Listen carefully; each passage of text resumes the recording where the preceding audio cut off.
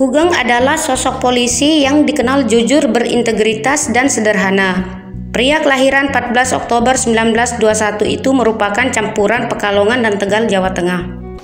Ayah Hugeng dari Pekalongan sedangkan ibunya dari Tegal. Namun pria bernama lengkap Hugeng Iman Santoso ini kadang dikira Cina dan dipanggil Koko atau Koh. Saat menjabat Menteri Sekretaris Presidium Kabinet, Hugeng pernah dicegat seorang tentara di kawasan Jalan Semanggi, Jakarta sore hari. Peristiwa itu terjadi tak lama setelah terjadinya gerakan 30 September. Kala itu Hugeng sedang mengendarai Jeep Willys-nya dari Kebayoran Baru menuju rumahnya di Menteng. Nah, kebetulan Hugeng berbaju koko kera bergaya Shanghai. Seorang tentara itu menghentikan perjalanan Hugeng. Ketika di sekitar jembatan Semanggi, seorang tentara itu mencegat Hugeng karena ingin menumpang ke suatu tempat. Hugeng pun berhenti dan mengajak seorang tentara itu untuk naik ke mobilnya. Si tentara pun duduk di sebelah Hugeng. "Kok saya ikut menumpang ya," kata seorang tentara itu, dikutip dari buku Hugeng Polisi dan Menteri Teladan karya Soehartono.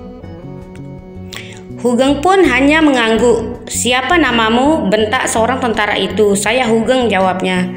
Namun si tentara merasa malu setelah melihat wajah Hugeng. Si tentara itu pun meminta diturunkan walaupun belum sampai di tempat tujuannya. "Mengapa harus turun di sini? Mari Hugeng antar ke tempat tujuan," kata Hugeng. Namun si tentara tak menjawab dan justru terburu-buru turun sambil mengucapkan terima kasih tanpa berani melihat wajah Hugeng lagi.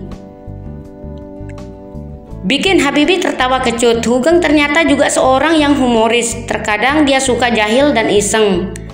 Kala itu Hugeng dan istrinya Mary diantar anak kedua mereka Aditya Sutanto Hugeng Didit ke sebuah acara resepsi pernikahan di Balai Kartini, Jakarta. Di sana mereka bertemu B.J. Habibie yang kala itu masih menjadi menteri. Habibie bersama istrinya Ainun sejak mahasiswa dikenal baik oleh Hugeng sebagai mahasiswa Fakultas Kedokteran Universitas Indonesia.